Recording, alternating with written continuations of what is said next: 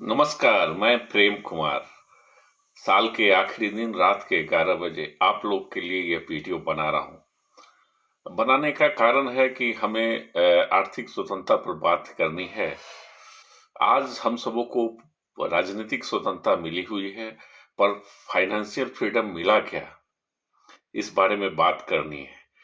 Financial freedom के बारे में, आर्थिक आज़ादी के बारे में बातचीत करनी ज़रूरी है।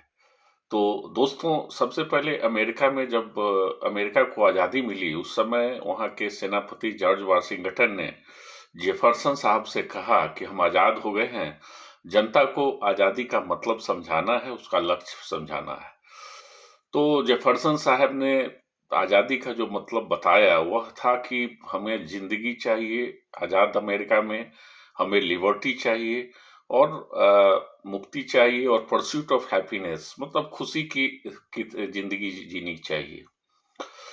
तो हम बहुत खुश रहते हैं, हमारे पास लेकिन जीवन के लक्ष्यों को जब भविष्य की ओर देखते हैं तो बढ़ती हुई महंगाई में और सिकुड़ती हुई आमदनी में हम बहुत तबाह रहते हैं, हम बहुत चिंतित रहते हैं कि कैसे हमारा भविष्य होगा। अ, इसके लिए सबसे पहले मैं बचपन में जो दादी कहानी सुनाती थी, उसकी चर्चा करना चाहती हूँ। बचपन में दादी कहानी में बैकुंठ और स्वर्ग की चर्चा करती थी।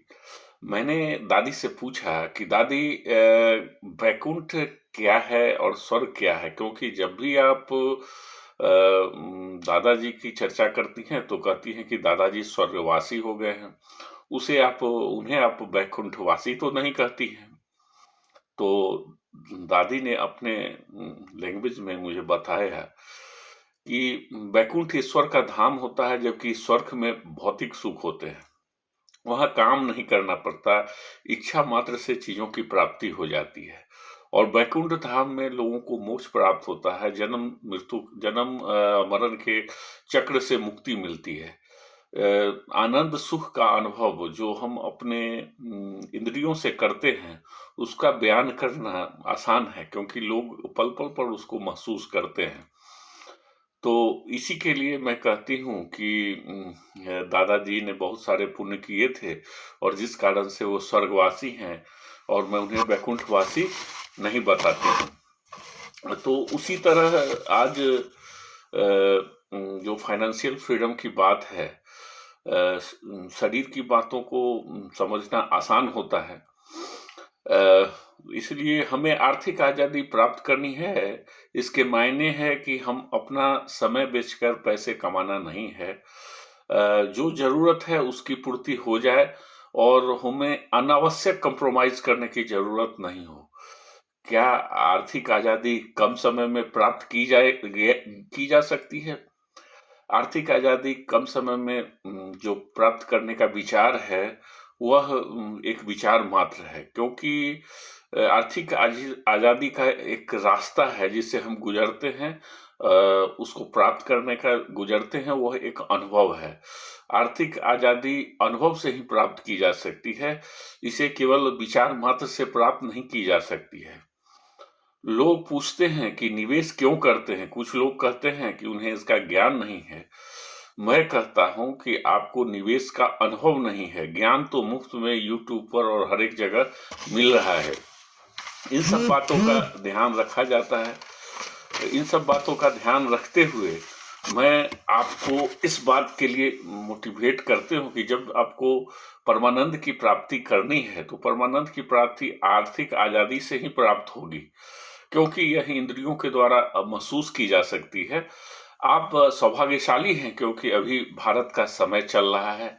भारत सरकार इसे अमृत काल आज़ादी का अमृत महोत्सव भी मना रही है और रामदेव अग्रवाल जी ने तो इसे निवेश का अमृत काल भी कहा है। ऐसा अमृत काल क्यों कहा है, इसके लिए कुछ तथ्यों की ओर हम आपका ध्यान खींचना चाहते हैं। पहला कारण ये है कि भारत का नॉमिनल जीडीपी ग्रोथ रेट जो है, सो बहुत अच्छा चल रहा है, 7% से ऊपर है। तथा भारत में दूसरा कारण जो है भारत सबसे तेजी से बढ़ती हुई अर्थव्यवस्था है और जहाँ डेवलप्ड नेशन की आर्थिक गति कम हो गई है, वहीं हमारी जो आर्थिक गति है, वो बहुत तेजी से बढ़ रही है। भारत में युवा की संख्या पूरे विश्व के युवा का 50% है। युवा मतलब क्या? युवा मतलब नए विचार, नए इनोवेशन, नए स्टार्टअप और नए प्रोडक्टिविटी के मायने। चीन, जापान, यूएसए तथा अन्य देशों में ऐसा नहीं है। वहाँ के लोग बूढ़े हो गए हैं, वहाँ डेमोग्राफिक डिविडेंड नहीं प्राप्त हो रहा है, वहाँ युवक की संख्या कम हो रही है। युवा कमाते हैं, युवा खर्च करते हैं, तो हमारा जो युवा का देश है, वह ज़्यादा प्रोड्यूस भी कर रहा है तथा ज़्यादा खर्च भी कर रहा है। जब ज़्यादा वो खर्च कर रहा है, इसका मतलब कि बाजार ज़्यादा बढ़ रहा है, कंपनियों को ज़्यादा मुनाफा हो रहा है, क्योंकि आपके जो कंपनियां हैं वो चीजें बनाती हैं और उन्हीं कंपनियों तथा अन्य संस्थानों में हमारे युवा काम कर रहे हैं। आज का युवा इस बात पर जोर देते हैं कि वह किसी भी वस्तु को खरीद सकते हैं कि नहीं, उसी से अपना स्टेटस का, अपने खुशी का इजहार करते हैं। इकोनॉमिक्स में डबल एंट्री सिस्टम है, क्योंकि किसी का खर्चा किसी की आमदनी होती है, तो एक तरफ जहां खर्चा बढ़ता है तो आमदनी बढ़ना स्वाभाविक है।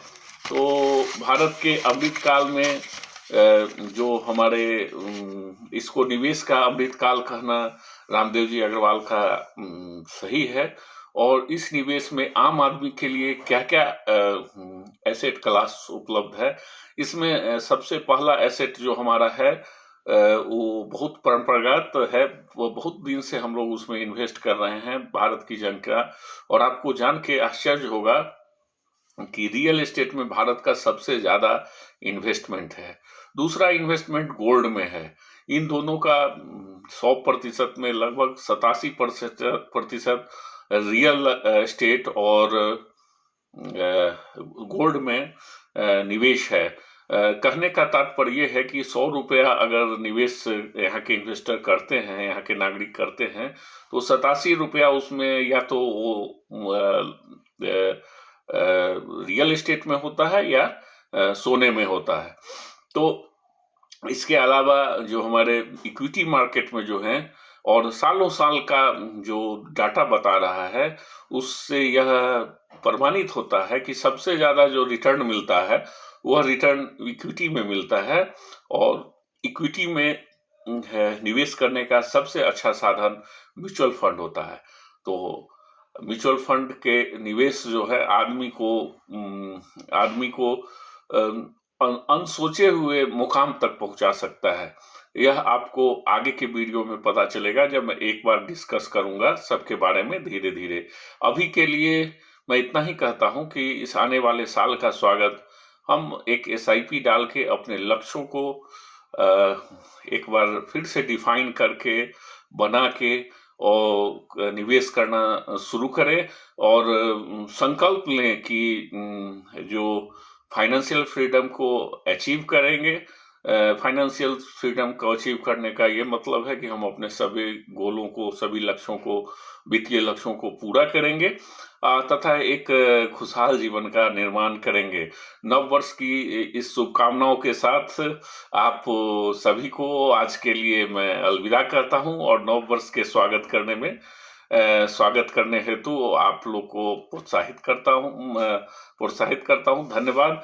आप लोग का सहयोग बना रहे। नमस्कार।